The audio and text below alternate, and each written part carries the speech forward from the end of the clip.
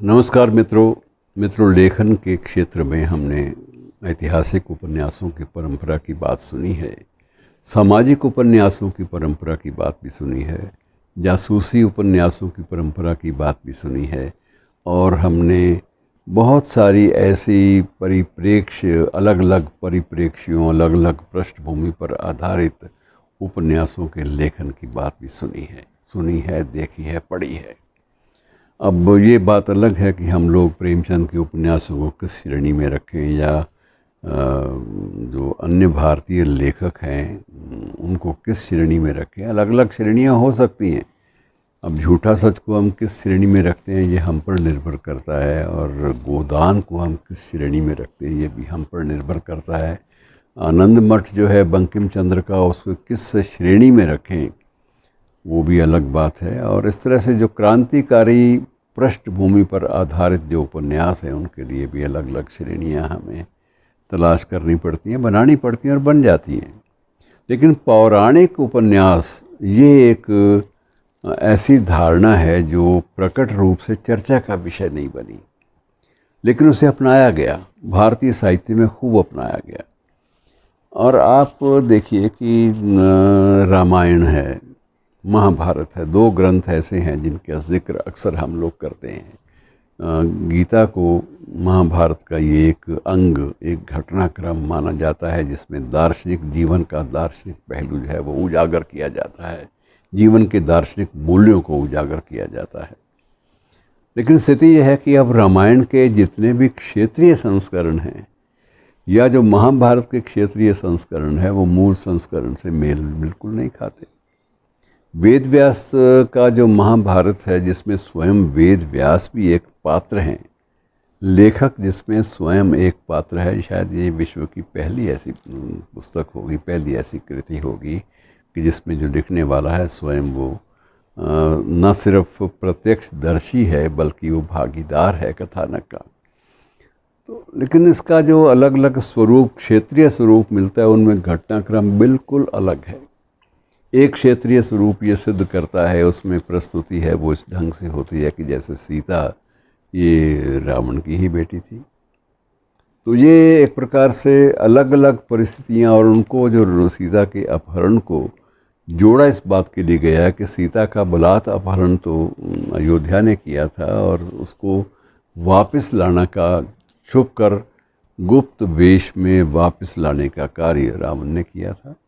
तो अलग अलग धारणाएं, अलग अलग जो संस्करण हैं क्षेत्रीय, उनमें मिल जाती हैं। और उसमें लगता यह है कि ऐसे उपन्यासों को जो, या ऐसी कृतियों को हम लोग पौराणिक उपन्यास का नाम ही दे सकते हैं, क्योंकि ये ना तो सांस्कृतिक मूल्यों, स्थापित परंपराओं पर आधारित हैं ऐसे ग्रंथ, जिनको आप सिर्फ फिक्शन में रखेंगे और फिक्शन में जब लाएंगे तब उपन्यास की श्रेणी में ही ला पाएंगे, और उपन्यास की श्रेणी में लाएंगे तो आप निश्चित रूप से इसको पौराणिक उपन्यास कह सकते हैं। बाकी इसके अलावा इसे एक धर्म ग्रंथ या एक परंपराओं पर आधारित एक जीवन मूल्यों की व्याख्या करने वाला ग्रंथ आप नहीं कह सकते।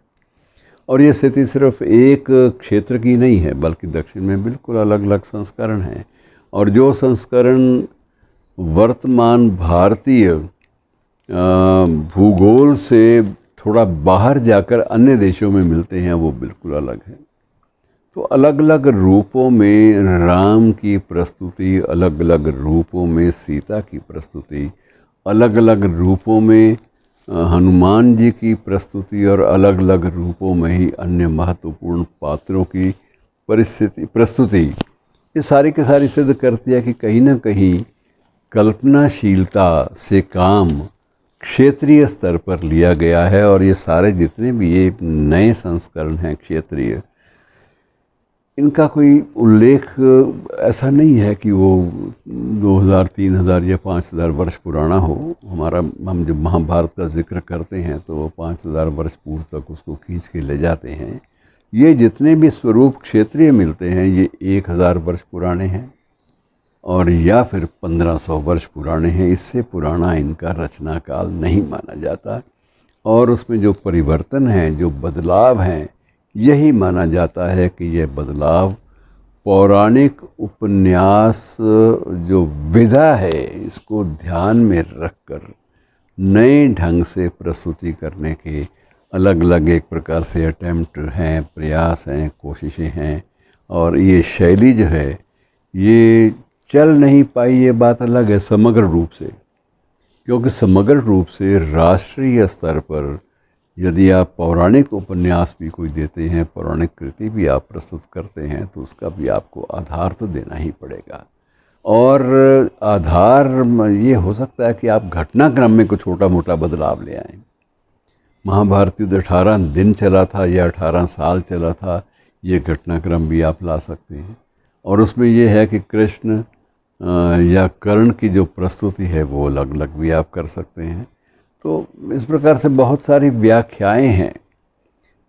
ये श्रीमद् भागवत में या भागवत पुराण में और महाभारत के मूल में बहुत सारे अन्य कथाएं भी साथ में जुड़ती गई, क्योंकि ये तब जब कुछ सब कुछ था, तब लिखने की परंपरा सिर्फ भोजपत्रों तक सीमित थी और दूसरी परंपरा मौखिक थी कि एक ऋषि या मुनि एक प्रसंग सुना रहा है और उसके शिष्य आगे जाकर जनता में जाकर उसी प्रसंग को सुना रहे हैं। और उस प्रसंग को सुनाते समय वे लोग निश्चित रूप से अपनी ओर से अपनी आस्था के अनुसार थोड़े बहुत बदलाव, कुछ संशोधन भी देते जा रहे हैं।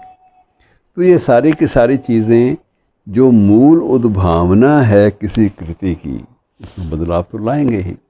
और ये सारे के सारे बदलाव परिस्थिति जन्य होते हैं।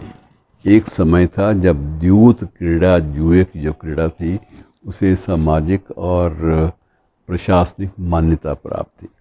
अब यह बात अलग है कि उस मान्यता का जो प्रयोग है वो विकृत ढंग से हुआ महाभारत में। उसी द्यूत के माध्यम से द्रौपदी को दाव पर लगाया जाना, ये सारी चीज़ें बड़ी अजीब हैं।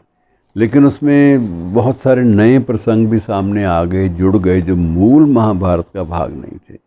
मसलन द्रौपदी के वचनों को लेकर द्रौपदी द्वारा कर्ण के विषय में विशेष रूप से, महाभारत की बात तो छोड़िए, वो अपने उसमें महाभारत के कारण दुर्योधन की जो क्षोभ था उसको बात में एक बार अलग रखती है। वो प्रसंग बड़ा सर्व चर्चित और सर्वविदित है।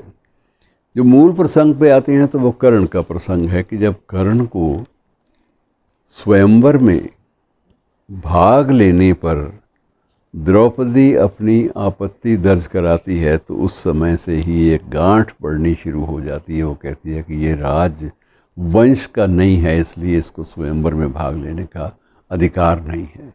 और उसके इन वचनों से जो एक जातिवादी परिप्रेक्ष्य की एक जो गांठ खड़ी हो जाती है, वो गांठ उसके बाद हज़ारों वर्षों तक भी खोली नहीं जा पाई।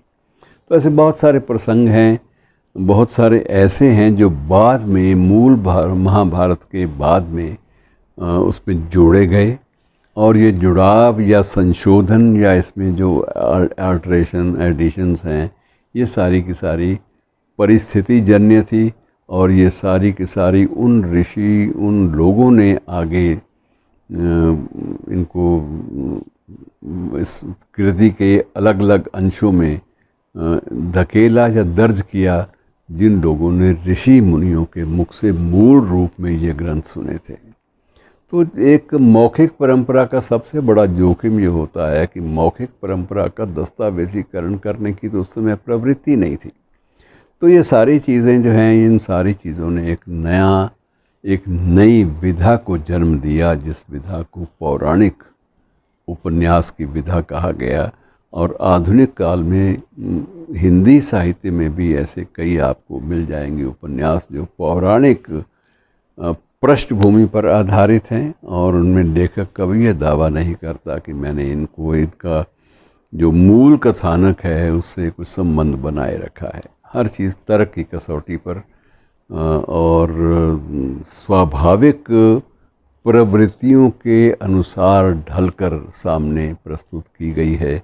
ये एक अच्छी बात है कि उसमें हमारे पास दस्तावेज़ का जो वर्ष है वो भी है, लेखक का नाम भी है जिसने ये सारी जो बदलाव जो हैं वो अपने साहित्य में जिन्होंने इसको बाकायदा अंकित किया है, बाकायदा दर्ज किया है, वे बदलाव भी हैं हमारे सामने और बदलाव लाने वाले भी हैं और उसका कालखंड भी है। उस कालखंड में चीज़ों का मूल्यांकन सही ढंग से हो पाता है। लेकिन अपभ्रंश जो होते गए, समय के साथ साथ जो स्वरूप बिगड़ते गए, उन्होंने काफ़ी क्षति पहुंचाई है मूल कथानक की। मूल जो स्पिरिट थी, जो एक शक्ति थी, जो ऊर्जा थी, उस पर खरोंचे तो डेफिनेटली निश्चित रूप से डाली है। धन्यवाद।